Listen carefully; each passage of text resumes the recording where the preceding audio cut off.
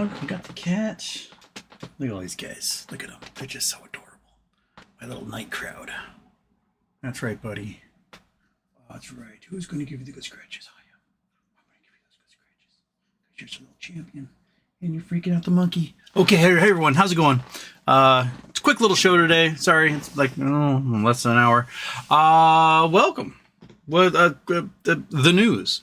Carl Icahn, lawsuit against him thrown out, and then they admitted that of their $400 million in units that they issued to sell, they've only sold 3.5 million, so less than 1%. And yet the stock took a dive of more than 50% as a result.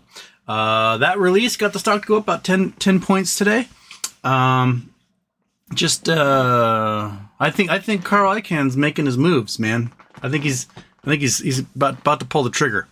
Other news, a crazy person got to the beginning of an assassination attempt at Mar-a-Lago. His gun barrel is poking out of the fence, and Secret Service shot at him. He ran away. He ended up getting caught. And the interesting thing is that the dude is legit bibbledy. Had gotten in multiple armed standoffs in his life, including one in 2003 with an illegal machine gun, and yet still is able to purchase weapons. Amazing. Just absolutely bonkers. Anything else in the news? Lots. I mean, the rumors are spilling that BBBY is looking at an end date towards the end of the month. That would be fantastic. I would love that if that were to happen. Again, all hype dates have all been wrong at all times so far. So we can keep our fingers crossed and the hopium going. But I would really love for that to be the case. Just has not so far. Just come on. Just somebody. Yeah, there we go. So short show, short intro. Let's go.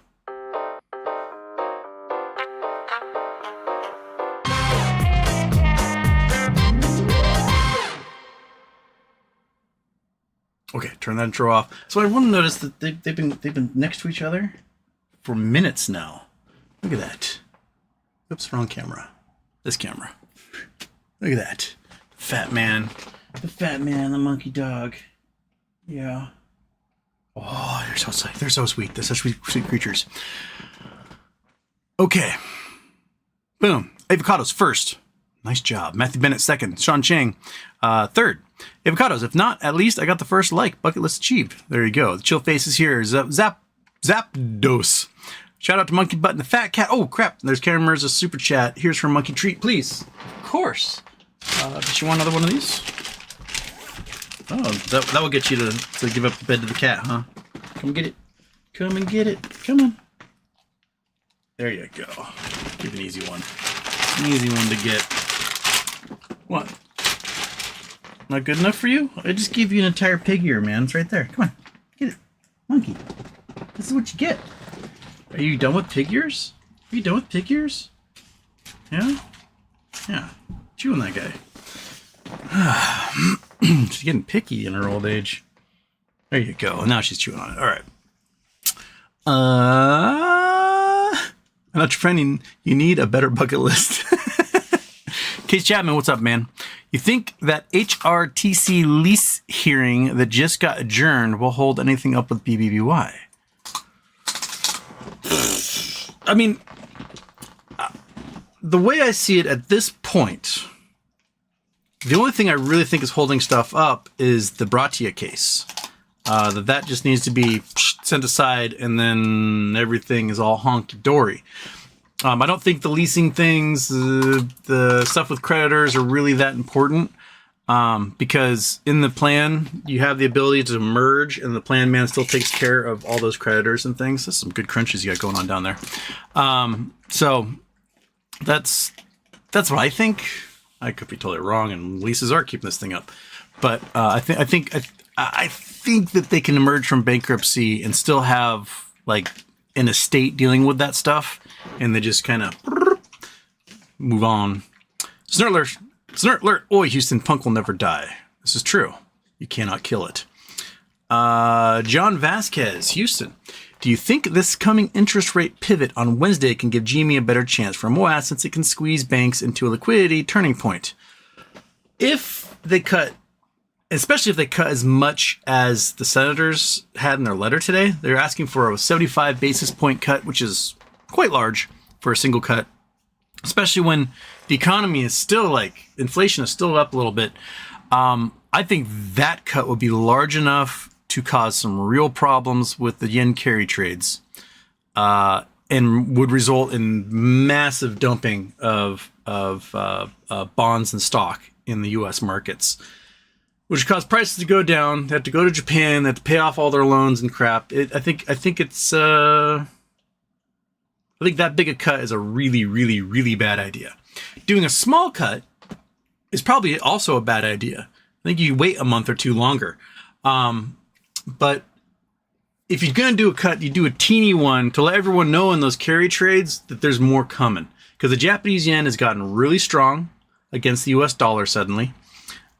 These guys are in a very precarious point as it is. So if you drop rates even more, then you're looking at bigger liquidations across the market.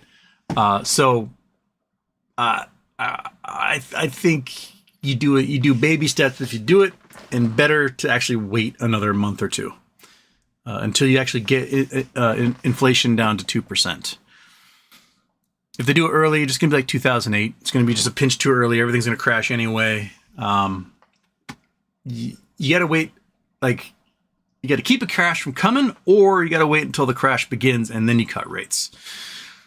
That's kind of the rule. Javier Martinez. Titan submersible part found on ocean floor. Sad. Yeah, it was one section of it, kind of a conical end. No, it wasn't the titanium end though. It was the propulsion end, right? That they found. Yeah. So those dudes are gone. Hamish, he was the billionaire, which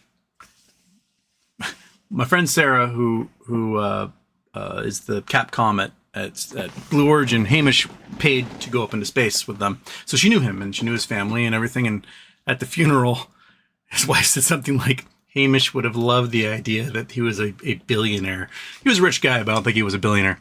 But yeah, it's pretty brutal. Don't go into submarines that aren't rated for those depths. That should be plan number one. Yeah.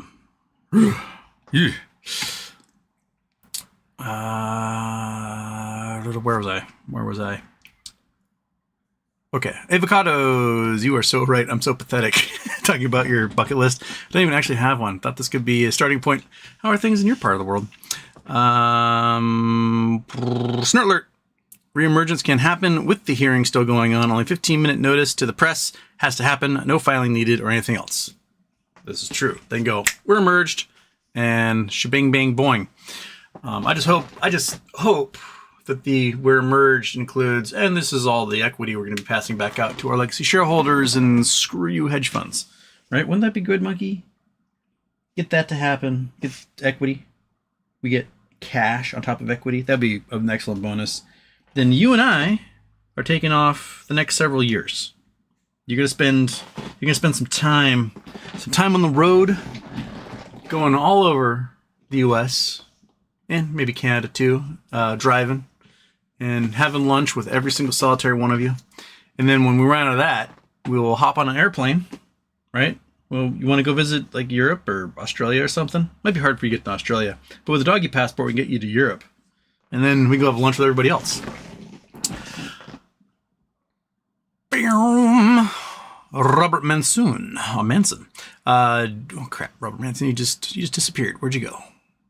Oh, did you listen to the PP show on Friday? Okay, Betts was on and he acted like he had inside info and said we should be getting $40-$60 on the waterfall. And he said this odd way, but I believe 162 shares per bond. Yes, the minimum bonds are 1,000. So 162 puts it at was like $6 a bond or something. Was that what the math was on that? Calculator. Find out the exact. So 1, 2, 3. divided by 1. This thing is in the way. I can't ever see that screen very well. Yeah, $6.17 per share. Which is an all right share price. I mean, that's okay. And then if you get $40 to $60 a share, you know, you got 10,000 shares. That's $400,000 to $600,000 cash you're going to have in your account. And you know what everyone's going to do with that cash, right? They're going to go buy a whole bunch of GameStop calls and shares. And then GameStop's going to as a result. He did sound very confident. Did sound like he'd spoken to somebody who knew what they're talking about. And the other folks who I think I've talked to people who know what they're talking about don't say such specific things because I believe they're under NDA. And I don't know why OK Bets would not be under NDA, but it was very confident, very, very, very confident, and it, you know, swelled the boners of everybody involved. So I'll take it. I'll take the hopium. Snort alert. RC released the Kraken when he thinks it's time to release the Kraken. He will. Robert Manson, I'm way behind your 15,000 shares at 4K, but I have 184 bonds. Looking to get another 100 tomorrow. Also, it could be wild card teams for the Central plus Indians. Yes, I mean, I don't know if the Mariners will be able to catch up and get into the wild card. They might be able to catch up and take the American League West, though.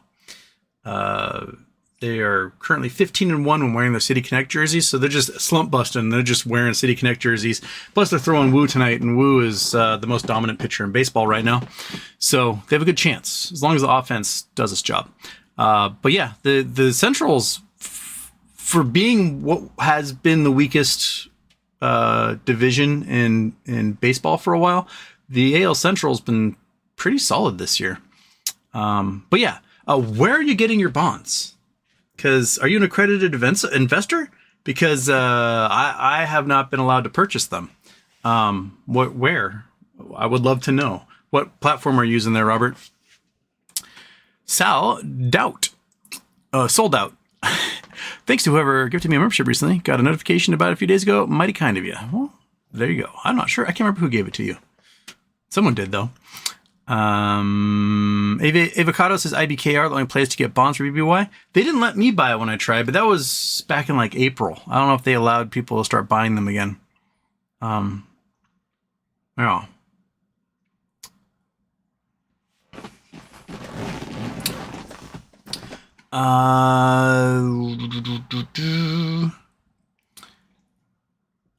Michael Haight is here. Julius.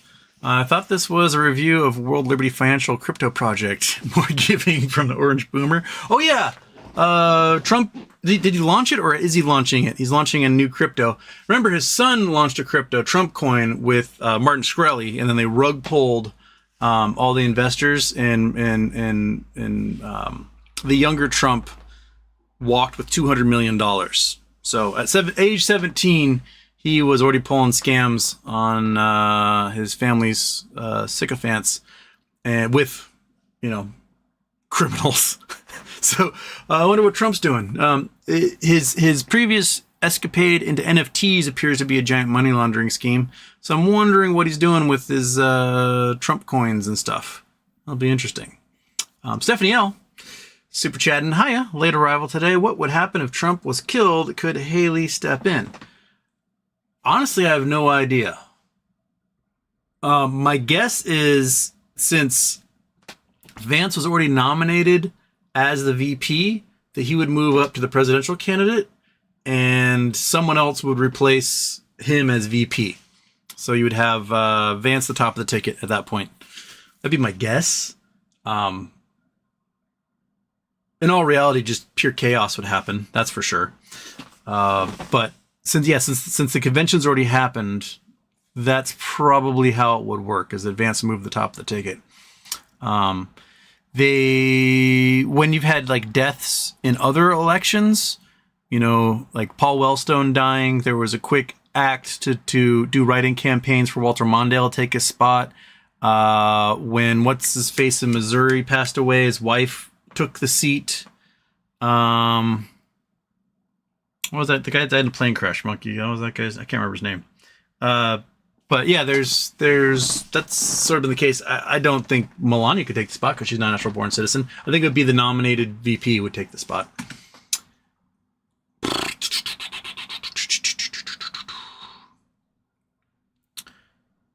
Our friend, talking about taxes in Hawaii, $8 a gallon of milk. Yeah, milk is expensive in Hawaii. Mike Forsch, I bought the dive. Thanks, Houston. The dive on IEP or the dive on something else. Big Zerp. The assassins are from Temu. Yeah, this Ruth guy's, he seems absolutely unhinged. Even his own kids are like, yeah, I mean, yeah.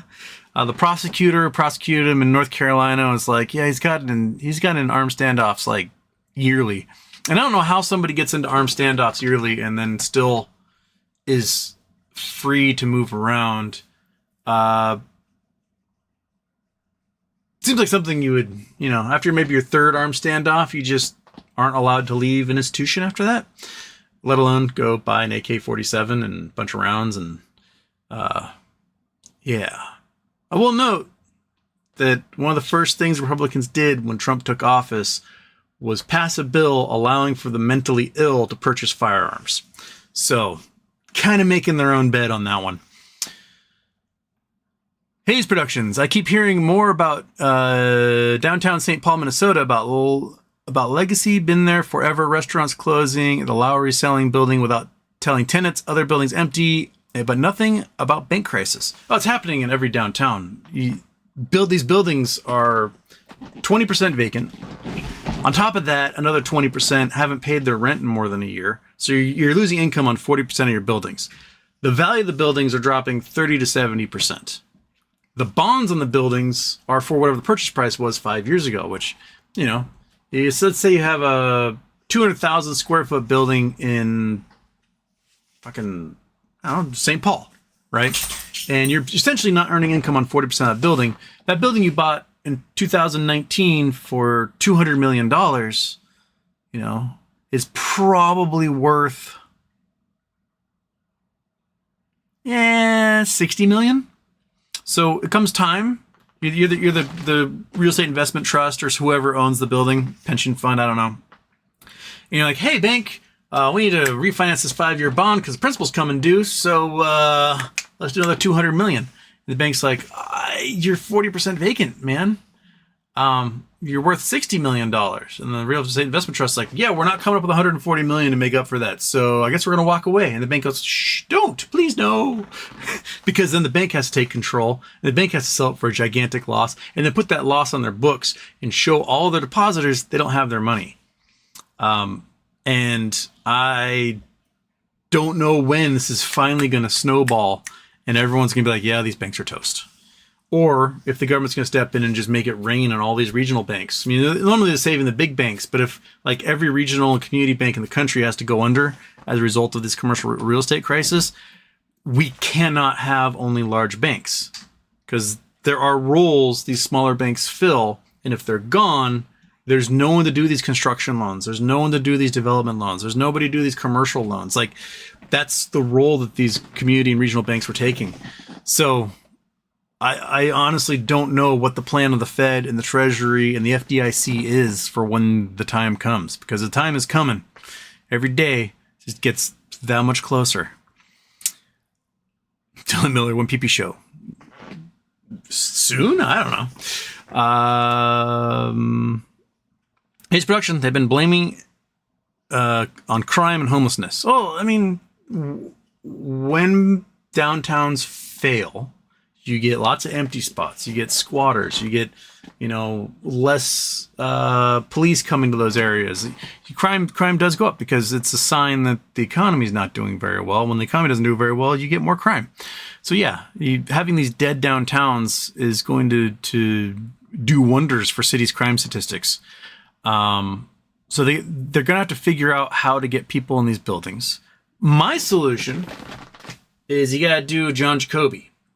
I told you about John Jacoby. He is He's the owner and founder of Windermere Real Estate, and he lives here on Bainbridge. He took over a development that failed in 2008, and no one was renting, right? All businesses were failing, no one was renting. But as a billionaire, he could sort of afford to fake it.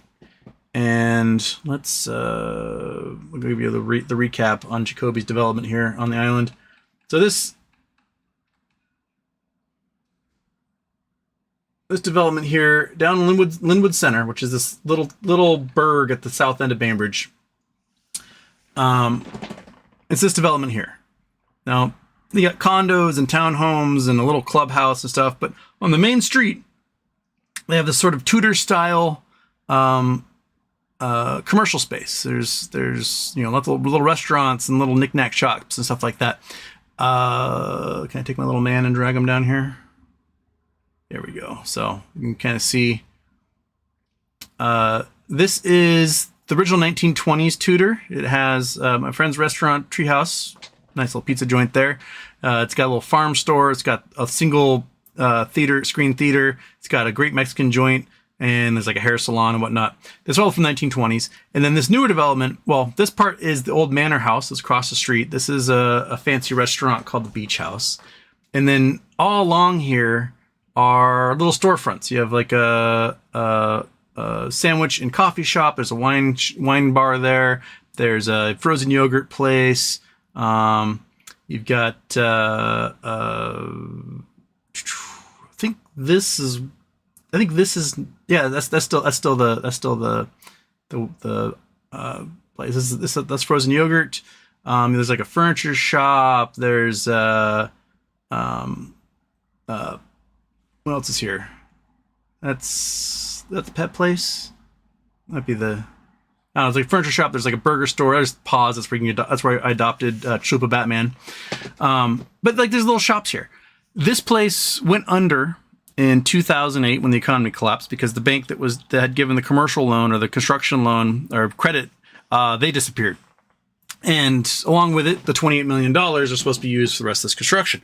So the thing went up for auction. The whole property got purchased for like $10 million. And John Jacoby, the founder of Windermere Real Estate, bought it. And what he did was he finished the construction. But by the time he finished the construction, it was like, 2010, 2011. The economy had not bounced back yet. Real estate was still like in the absolute bottom. And what he did was he opened up a whole bunch of shops he wanted. He opened them, he hired the employees, whatever. And a couple of spaces he rented for $1 a year on like a long-term 5-year lease. And so if one of the shops he made or restaurants he made took off, he then sold the restaurant to somebody else. They took it over. If the business that was in there for $1 a year did really well, at the end of that time, he negotiated with the owners like, hey, if I start making this market rate, can you afford it? And that got this place full while the other towns in the area were completely empty. And so all the traffic started coming here because that's where the shops were. That's where the restaurants that are open were.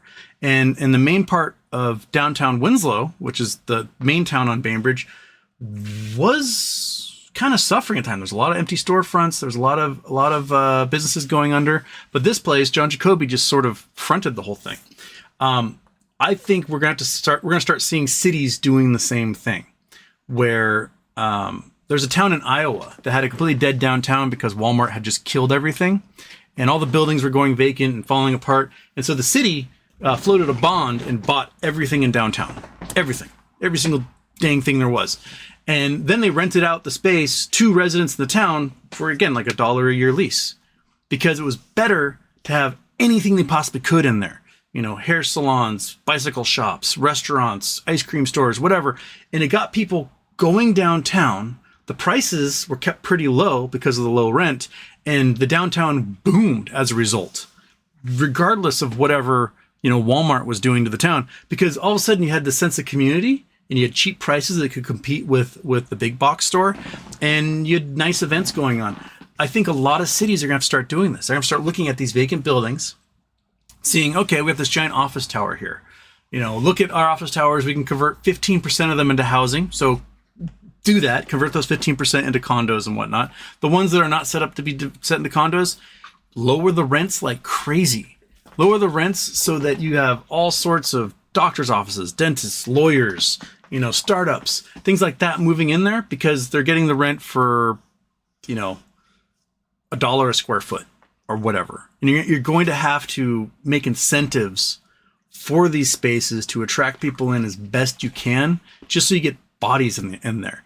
And the more people you have in, the more services you have, the more restaurants you have popping up, crime goes down, employment goes up, all that stuff. So we're going to have to look at, say it, but government intervention in a lot of these downtown areas to figure out what can be done about those vacant spaces and how to fill them up again. And let's face it, to fill them up, you need to drop prices a lot. And you can't afford to drop prices if you owe hundreds of millions of dollars on a bond. So you have to solve whatever's going on. Like maybe the government throws a bunch of money at these banks, right? And then they take part ownership in all these buildings. And as controlling interest in these buildings, they can then force rents to go down so that they get filled again. Because no one who can have all their workers work from home is going to spend $30,000 to $100,000 a month for the floor of an office tower, right? That's a lot of money. Looking at millions of dollars a year, if that's the case. But, they get that entire floor of an office building for $2,000 a month. And maybe like, you know what? Maybe we'll put people in there. That's pretty good. And it might not be a giant revenue generator at first, but once you build it all back up again, then the people come back. No, I'm spitballing here. Just purely spitballing.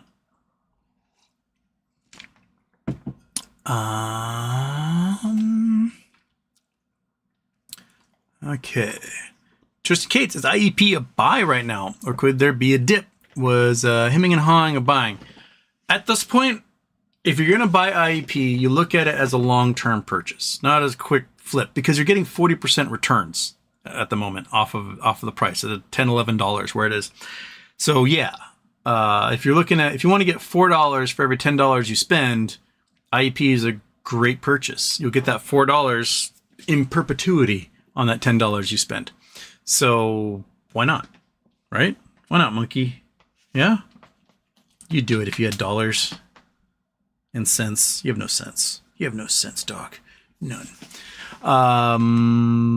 Seagill was looking to buy an old Soundgarden t-shirt I had in college, and it was selling for $475. Hate to say I need Moaz to buy what was once around $15.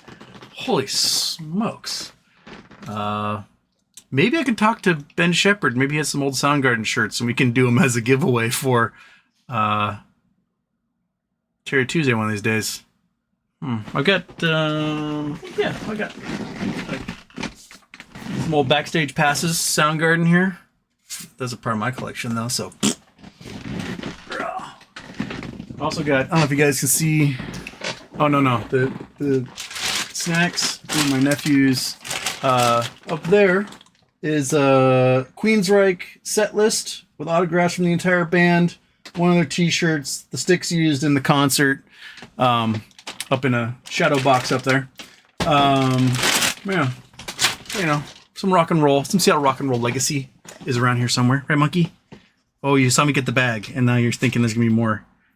I guess I did tease you by grabbing the bag, so you get another pig ear, even though you were kind of turning your nose up on them, but it's what I have right now. So there you go. All right.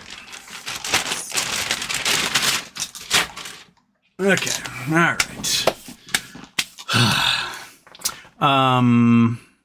Lisa saw Houston T2 got the FDA approval today for the sepsis testing on pediatric patients. Stock went down.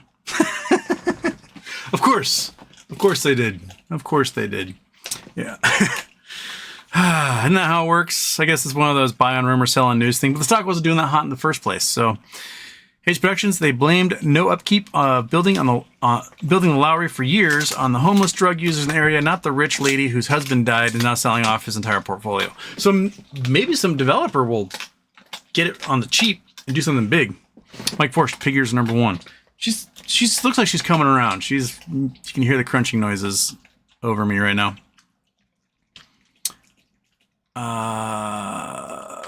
Aaron Saltine, Houston, Houston, everyone here, do not forget to buy 1 share of Moln and 1 share of NVV right now in after hours before close on Robinhood. Let's reverse split and make thousands of % in profit. There you go. They're going to reverse split all over again. So, yeah, you get 10, 20 bucks. It's not so bad. Not a bad way to get it. Big Zerp, like any cryptos?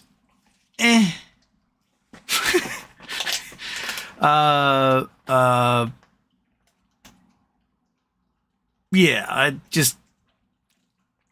I don't see crypto. You can day trade crypto, but crypto is a long-term holding. I don't see viable until Tether finally collapses. And it's been strung along way longer than I thought it would. It's had some like holes poked in it here and there. They've filed several attestments from accounting firms, and the accounting firms look at their thing and say, yes, this is exactly what Tether claims.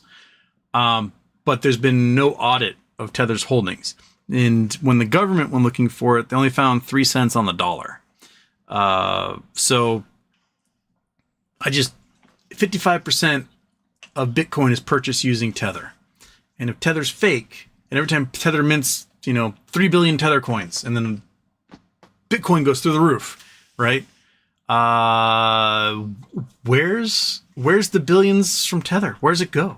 When people sell their Tether, are they in fact redeeming it for cash at that point? Like, how is Tether working, and how are they minting so much? It seems to me they're just creating a giant fraud scheme, and it's going to unravel at some point. And after that, when the dust settles, then I might pay more attention to crypto and see what kind of shakes out from it.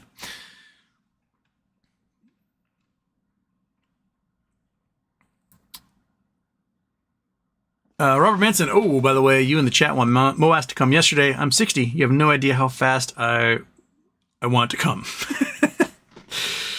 Yes. Sometimes Sommelier. What do you expect will happen to IEP as a result of Icahn's moves? If I had $500, should I buy GME or IEP? Why not both? Get $250 of each, right? It's kind of what I've been doing. I've been kind of taking my extra funds and kind of splitting it between them at the moment. I've been doing about 10 shares of IEP a week. It's not a crazy amount, but it's build up over a year, and you have shares.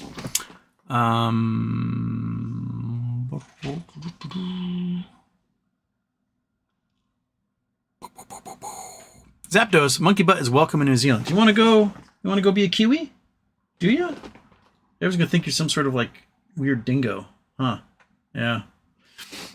Ham Short Killer has been fined $4.3 million by the SEC for making up BS about naked shorts. Ham Short Killer? I did not hear about that at all.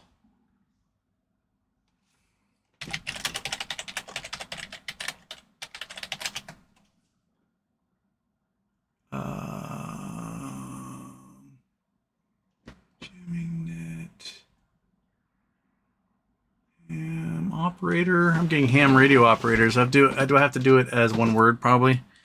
Ham Short Killer find. I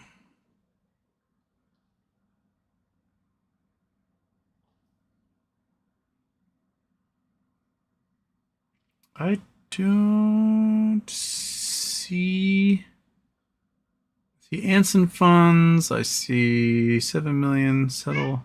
I don't see anything about Ham Short Killer getting fined for anything.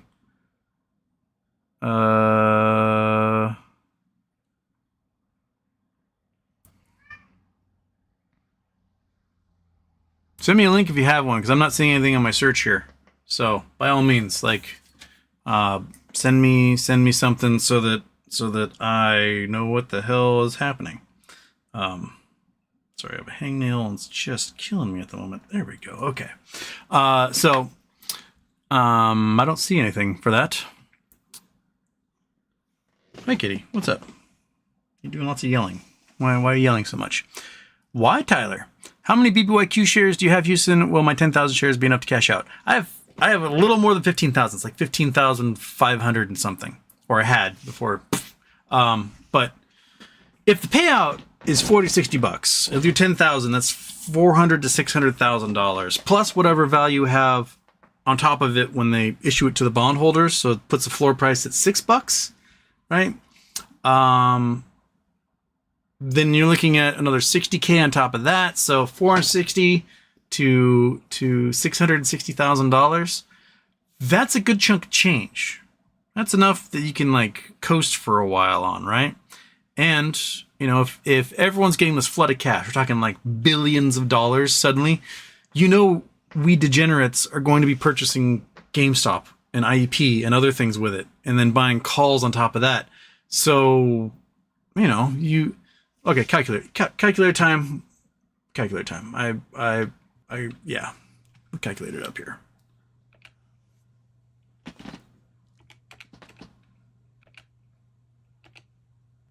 Gotta move this thing over the other side so that I can actually see it.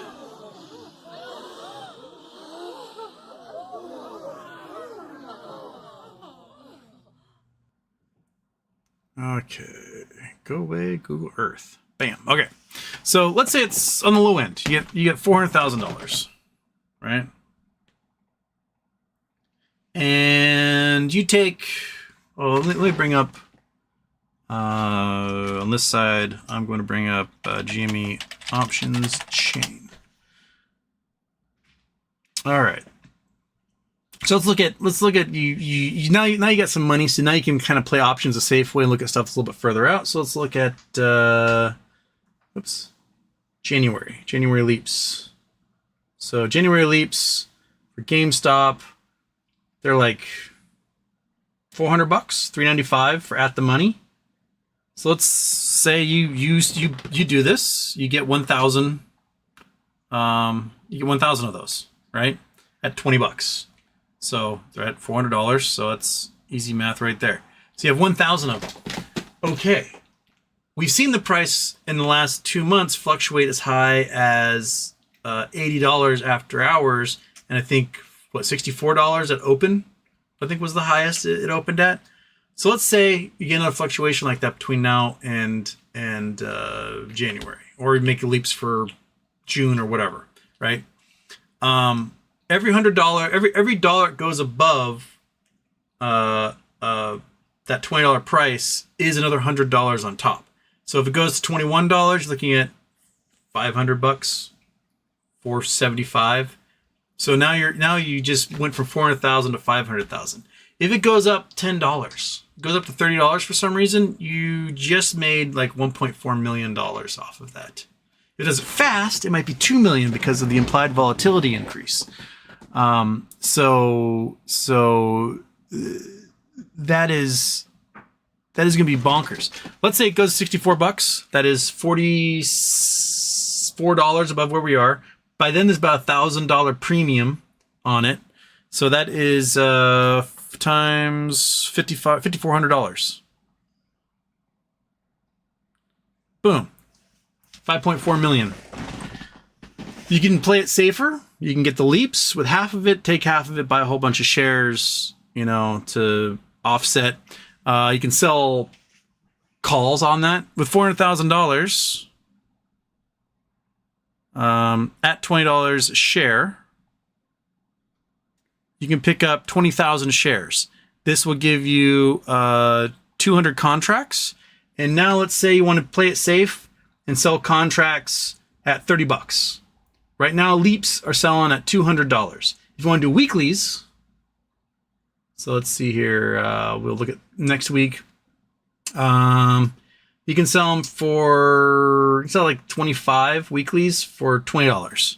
So sell this guy, does contracts, weeklies, $20. You can do $4,000 a week off of just selling those contracts as covered calls. And pretty safe. You're $5 above the current price. So you do that sucker. That $4,000 gets you another 200 shares a week, which is another 2 contracts. And that just starts compounding on each other every single solitary week. Take the money from the contracts, you buy more shares. Take the money from the contract. I'm pretty sure that's what DFV was doing to get the hundreds of millions of dollars he had in his portfolio. It was like the 800,000 shares he had, and he just did 8,000 contracts sold, probably weekly. Every single week is covered calls, making, you know, probably average of $100. I don't know if he was that gambly with them. Sorry, 8,000. So clear. Wrong button. Clear. So he had 8,000 contracts starting, and he was doing $100 a week on that per contract. He's doing $800,000 a week. That, you know, depending on when he started, let's just say the price is there, he can do an extra 40,000 shares a week, building up every single week and just compounding that over and over and over. Because again, that gets him another 200 contracts that he adds to his pile every single week. And then that compounds, and then it's becoming 250, then 300, and then 400. And then by the time he gets to April of this year, he's probably making $3 million a week off of covered calls. So there's ways to do it, to basically get to the point where you never have to work again off of just $400,000. Not too shabby at all. I mean, I could live pretty comfortably off $16,000 a month. You know, I could live off of $4,000 a month pretty comfortably, and then take the rest of it and reinvest it into more contracts or into more shares and then do it again. So it's a living. So yeah, I think with 10,000 shares, you have the potential to compound that sucker into something delicious. If you take the 400,000 and you just go into IEP, right? That's over $100,000 a year at the current price point they'll be making off of just IEP dividends. So, you know, you let's say you take that 400,000.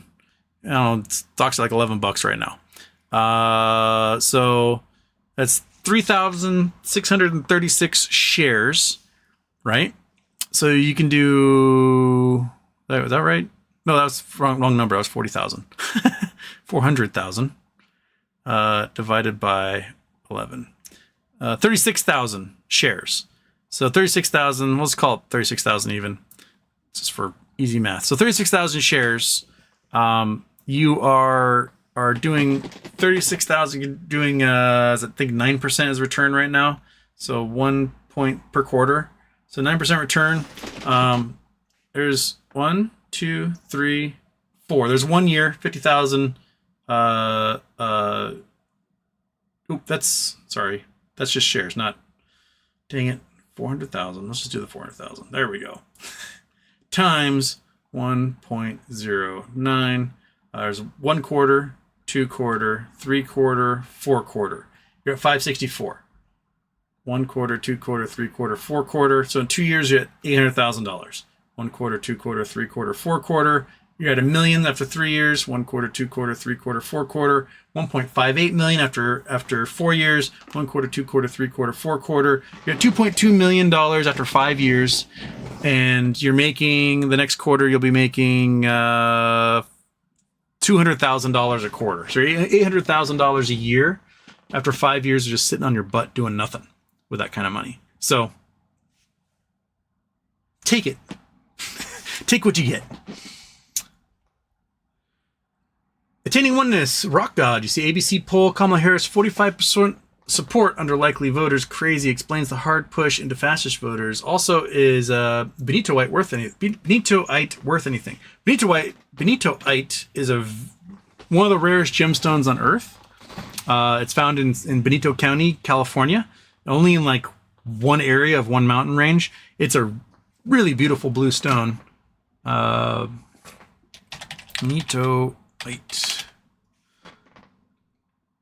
Images. There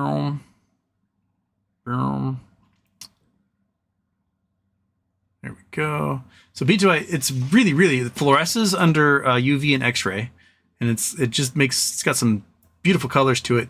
Cut stones, there's a sapphire. That's not benitoite at all.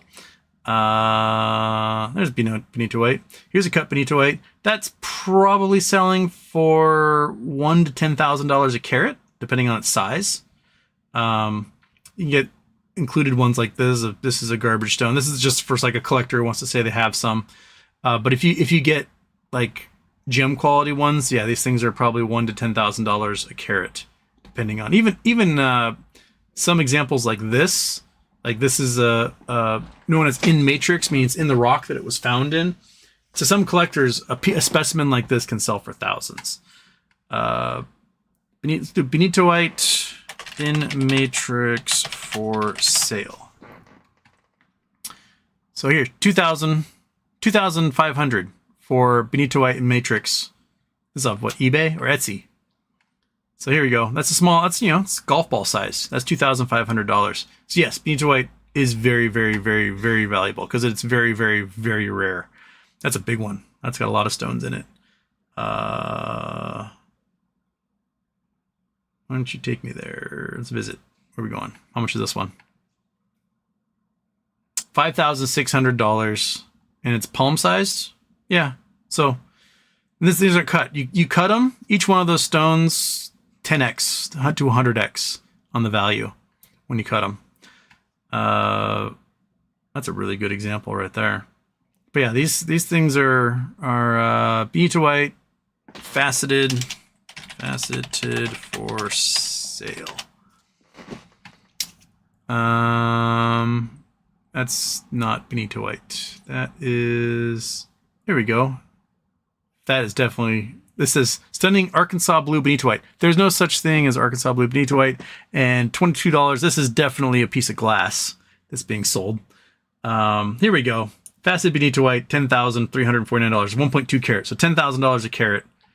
Yeah. And this 0.76 at 3,900. And it looks like it's got an occlusion up there.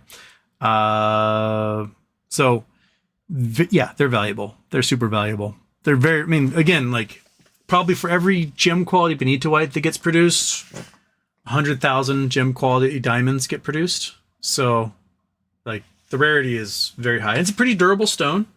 It's got a pretty blue on some of them, and it's good. If you want something more rare than a sapphire or something, be a great stone to have. Yeah. So, and Kamala getting 45% of white voters is pretty high for a Democratic candidate in general, let alone a Democratic candidate of color. I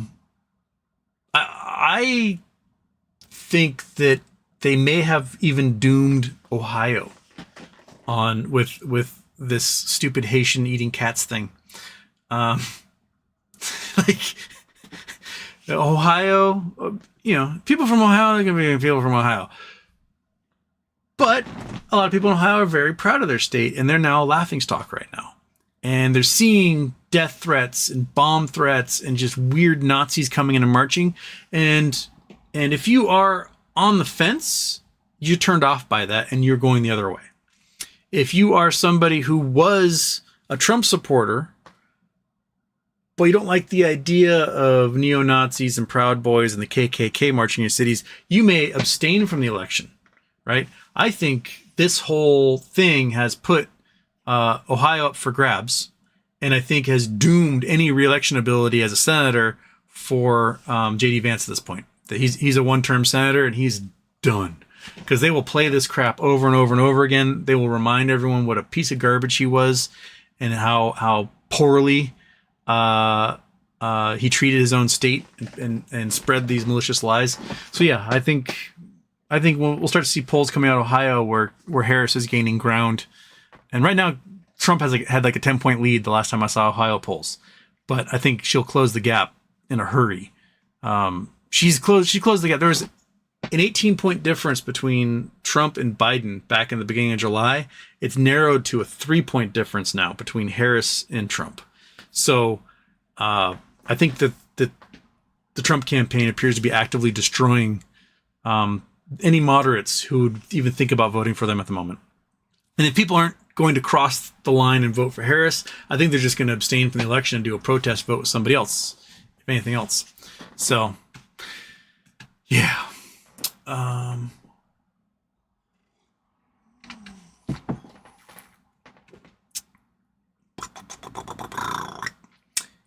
Lee Meadows, Houston. You know anything about Tupperware? Tupperware is bankrupt. I think did they go chapter 7 today? The stock like dropped from $1 something down to nothing.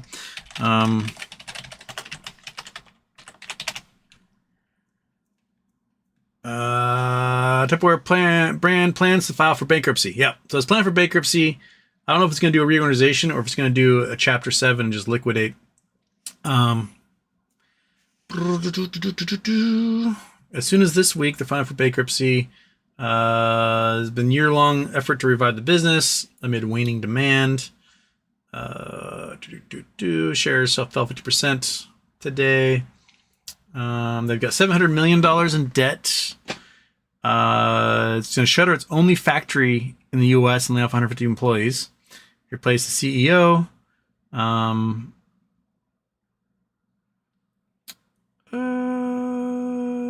That's the news, that they announced they're planning for bankruptcy, but they haven't said if it's going to be liquidation or reorganization. Now, I think Tupperware, you could reorganize with Tupperware pretty easily. You would have to get rid of the multi-level marketing scheme that it is, because it's like Herbalife or, Lulu Row, any of those things. It is a giant Ponzi scheme, pyramid scheme company. And if you took Tupperware and you put it into shops, you made it available on Amazon and stuff like that, you'll make money. Because Tupperware is the noun you give to anything that's a plastic container that holds stuff. If you buy a Rubbermaid or a Glad, you still call it Tupperware, right? Just like if you get a tissue of any kind, you might call it a Kleenex. Or if you use plastic cling wrap, you're calling it Saran wrap, even though other companies make it. The company name has become the noun for the ubiquitous term for that encompasses all those products. So if you were to rejigger Tupperware's sales method, which has been Tupperware parties and door-to-door sales ladies and housewives and stuff, get rid of that. Sorry, network of housewives who aren't making any money. We're leaving that, and we're now going to actually producing these and selling them in Target and Walmart and Bed Bath & Beyond and Sears when they come back. I think that they can really take on the market because they do have the premium name. Everyone goes, oh, Tupperware. They don't go, oh, put that in the Rubbermaid. No, when they talk Rubbermaid, they're talking about those big giant bins, right? So I think they could reorganize if they wanted to.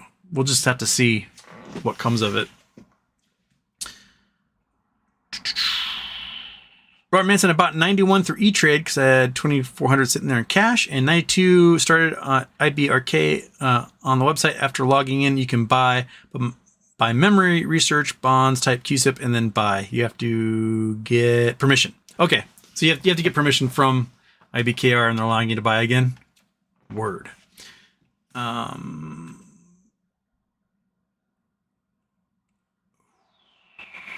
SS Miller Johnson, quit beating around the bush 49 days until you're waving that flag, brother. That's Trump is going to lose so badly in 49 days, Johnson. Huge unit, Houston. What do you make of Icahn's connection to Trump? I find it curious because he was a staunch supporter of Democrats long before that. He was put on that economic advisory committee by Trump. I don't know if he's necessarily truly a Trump supporter or if he's an opportunist in that respect. But I mean, I find it interesting that like Bill Ackman, who is definitely Icahn's greatest enemy on Wall Street at the moment, right? The two fucking hate each other. And Ackman is a gigantic donor to Trump, and Icahn appears to also like Trump. I don't know if he's a donor or anything. The same way that like you got Ken Griffin, loving the Republicans, loving Trump, probably going to become Treasury Secretary, and you have Ryan Cohen also on the other side. Like, why is it you both agree on this? One of you is catastrophically wrong, right? Like, one of you is doomed as of this choice. Which one is it? Why would you both agree on that? Like, you hate each other. Why would you agree on this? That's the thing that has always boggled my mind. Gary Valinotti. Is that Ham Short Killer's name? Gary Valinotti. Copy that. Control V, find SEC. 2005. This is 2005. Looks like former Jag Media CEO reached $4.3 million deal. So it's October 26, 2005. Former CEO of investment news service company has agreed to pay nearly $4.3 million to settle federal charges that he made unregistered sales and transfers of securities after he led his company through a reverse merger in 1999. So that took 6 years for that. So is that, if that's Gary, that same person, Control V, Ham Short Killer. Ham Short, this is Capybara Research is stating this. I don't know who they are. Ham Short Killer is Gary Valinati. Valinati settled the SEC for $4.3 million in 2005 while pumping the stocks. Valinati held shares of Finger and GTII through GLA Consulting and LLC registered to his home address and his wife as CEO. This is from January of this year. Valinati engaged in pump and dump schemes as CEO of OTC-listed Jag Media Holdings. He sold and transferred unregistered shares at inflated prices after a reverse merger, exploiting the increase in stock value. So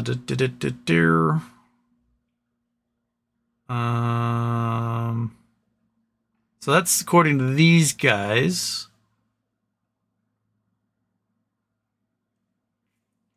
Limited liability, GLA Consulting from 2012. Kathleen Valinolti. Is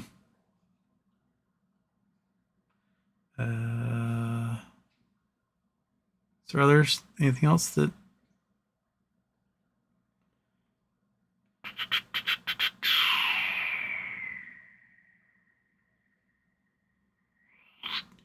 I mean, I don't know. I don't know if it's the same person. This guy says it is. If it is, then yes, Ham Short Co. got fined $4.3 million. But the only thing I'm seeing as a connection is this Capybara Research, who I don't know who that is. And the Reddit post, this Capybara Research, it was deleted. Whoever the account is deleted. I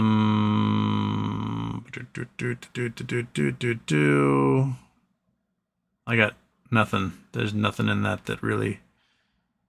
So it's just one Twitter thing seems to claim it. I'll have to see if I can do more research further and see if that lines up at all.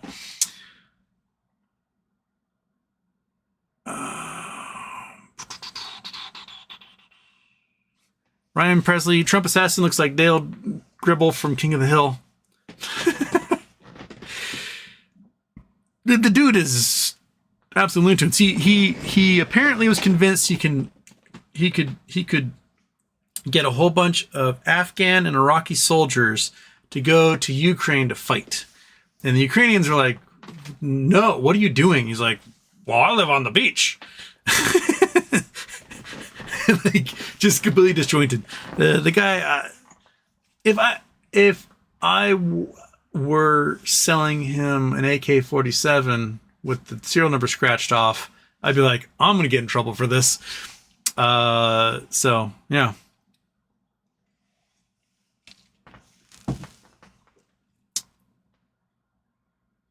Granite Band Elixir, what's up with TUP? Is Icahn involved in that company? I don't know if Icahn is involved in Tupperware. IEP TUP.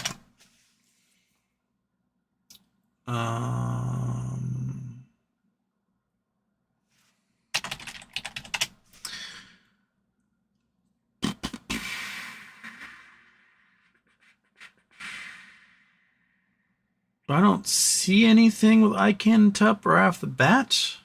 Include things with Tupperware.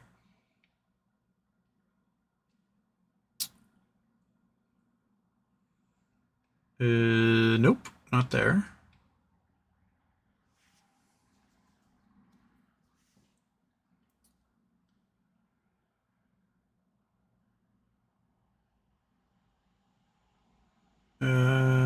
Just suggestions that he should get involved. I'm not seeing anything that he has gotten involved.